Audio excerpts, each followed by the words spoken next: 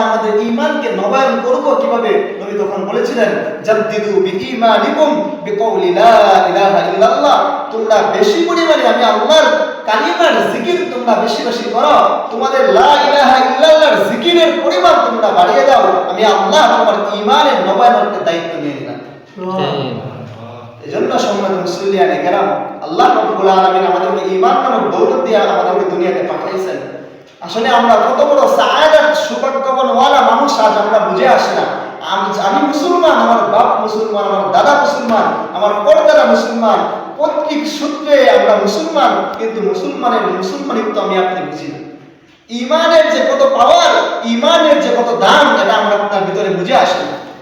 আজ আপনি একটি নব মুসলমান যে সবেমাত্র ইসলামের মধ্যে দীক্ষিত হয়েছে, তাকে আপনি জিজ্ঞাসা করেন তোমার পূর্বের ধর্ম পরিত্যাগ করে যে তুমি নতুন ধর্মের মধ্যে দীক্ষিত হয়েছ, তোমার সম্পর্ক কি, তোমার অনুভূতি কি, তখন তাকে জিজ্ঞাসা করে দেখেন যে ইসলাম ধর্ম কি জিনিস। তো নবী আলাইহিস সালাতু ওয়াস সালাম আমাদেরকে যেহেতু মুসলমানের ঘরে জন্ম দিয়ে পাঠাইছেন, তো আমাদের ঈমান যেন সাহাবায়ে কেরামের ঈমান হয়, আমাদের ঈমান যেন সাহাবায়ে কেরামের ঈমানের মতো না হতে পারেও কুরআন এবং হাদিসের মধ্যে যে ঈমানের বয়ানগুলো রয়েছে, ঈমানের যে হুকুম আহকামগুলো রয়েছে, তদনুযায়ী যদি আমি আপনি আমল করতে পারি, তাহলে কাল কিয়ামতের ময়দানে আল্লাহর সামনে আমি আপনি দাঁড়াইতে পারব। সম্মানিত মুসলিয়ানে কেরাম, একটা কথা খুব ভালো করে মনে রাখবেন, আমার আপনার ঈমান যদি খাঁটি না হয়, আমার আপনার ঈমান যদি একমাত্র আল্লাহর জন্য না হয়, আমি আপনি যত আমল করি না কেন, যত হজ করি না কেন, যত সদকা করি না কেন, একটাও আল্লাহর কাছে কবুল হবে না। এজন্য আল্লাহ বারবার কুরআনে হাকিমের মধ্যে বারবার সব জায়গায় বলেছেন, যেই জায়গায় আল্লাহ জান্নাতের কথা বলেছেন, যে জায়গায় মানুষকে ভালো কথা ভালো কাজের প্রতি আল্লাহ উদ্বুদ্ধ করেছেন, তার মধ্যে প্রথম নাম্বার শর্ত হচ্ছে তোমার ঈমান। ইন্নাল্লাযীনা আমানু ওয়া আমিলুস সালিহাত, আগে বলছেন আমানু, ঈমান আনার পর আমার পর তারপর আমলুস সালিহাত। তো আমাদের ঈমান যেহেতু আল্লাহ আমাদেরকে দিয়েছেন, ওই ঈমানটা একটু বসে মেজে এই ঈমানটাকে একটু যেন আমি আপনি পরিপক্ক করি, ওই ঈমানের পাওয়ারটা একটু বেশি হয়। আমার আপনার আজ ঈমানের পাওয়ার এরকম, সাহাবায়ে কেরাম রাদিয়াল্লাহু তাআলা আনহুম আজমাইনের ঈমানের পাওয়ার কেমন ছিল? নবী আলাইহিস সালাতু ওয়াস সালামের আহাদিসে মুবারাকাতকে তাকালে নবী আলাইহিস সালাতু ওয়াস সালামের সাহাবা এত বড় বড় জলিলুল কদর সাহাবা না, সাধারণ নগণ্য, একেবারে মূর্খ, একেবারে নবী আলাইহিস সালাতু ওয়াস সালামের জামানা বেদুইন সাহাবাদের ঈমান এরকম ছিল। আজ আমাদের ঈমান, আজ আমাদের বড় আলেম বলেন, বড় পীর বলেন, তাদের ঈমানের সমপরিমাণ নয় সাহাবায়ে কেরামের যে বেদুইন সাহাবার যে ঈমান ছিল তার ঈমানের মতো হয়। তো তাদের ঈমানের পাওয়ার কেমন ছিল? তাদের ঈমানটা যদিও তারা স্বয়ং নবী মুহাম্মদ সাল্লাল্লাহু আলাইহি ওয়াসাল্লামকে তারা দেখেছে বিদায়, তারা নবী মুহাম্মদ সাল্লাল্লাহু আলাইহি ওয়াসাল্লামের হুকুম আহকাম তারা মেনেছে বিদায়, তাদের ঈমানের পাওয়ার বেশি ঠিক।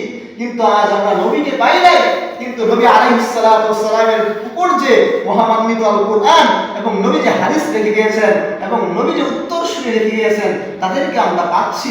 নবী আলাইহিস সালাতু ওয়াস সালামের উপর মহামান্বিত আল কুরআনকে আমরা পাচ্ছি, কিন্তু আমরা কুরআনকে ভালোভাবে আঁকড়ে ধরি না, আমরা আহাদিসে মুবারাকাকে আঁকড়ে ধরি না। নবীর উত্তরসূরি যারা আছে, নবী যেভাবে বলে গিয়েছেন ওইভাবে আমরা নিজের জীবনকে, ওই জিনিসগুলোকে আমরা আঁকড়ে ধরি না বিদায় আজ আমাদের ঈমান তাদের ঈমানের মতো হয়।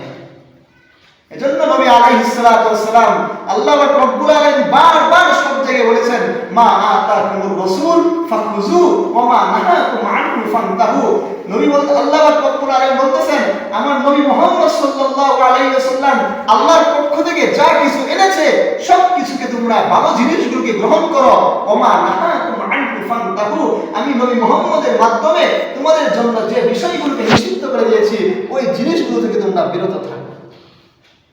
তো সব কথার কথা কিন্তু একটাই, আল্লাহ বলেছেন তা'মুরুনা বিল মা'রুফ ওয়া তানহাউনা আনিল মুনকার, সৎ কাজের আদেশ করো, অসৎ কাজ থেকে মানুষকে নিষেধ করো। সম্মানিত মুসলিয়ানে কেরাম, আল্লাহ বারবার বলতেছেন, ওয়া ইযা কিলা লাহুম আমিনু কামা আমানান নাস, হে আমার দুনিয়ার মধ্যে থাকা, হে দুনিয়ার মানব জাতি, হে দুনিয়ার মানুষ সকল, তোমরা যদি ঈমান আনয়ন করতে চাও, তোমাদের ঈমানের মাপকাঠি থাকবে সাহাবায়ে কেরামের ঈমানের উপর।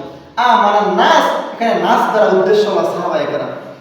তো আসেন রব্বুল আলামিন অন্য জায়গায় ওয়ালাকিন্নাল্লাহা আহাব্বাবা ইলাইকুমুল ঈমান ওয়া যায়্যানাহু ফি কুলুবিকুম ওয়া কাররাহা ইলাইকুমুল কুফরা ওয়াল ফুসুকা ওয়াল ইসয়ান, সাহাবায়ে কেরাম রাদিয়াল্লাহু তাআলা আনহুম আজমাইনের অন্তরে ঈমানের স্বাদ, ঈমানের পাওয়ার এরকম ছিল, তাদের কাছে দুনিয়ার কোনো টাকা পয়সা, নারী, গাড়ি, বাড়ি কিছুই তাদের কাছে ভালো লাগছিল না। তাদের কাছে ভালো লাগছিল আল্লাহ এবং আল্লাহ রাসূল, তাদের ঈমানের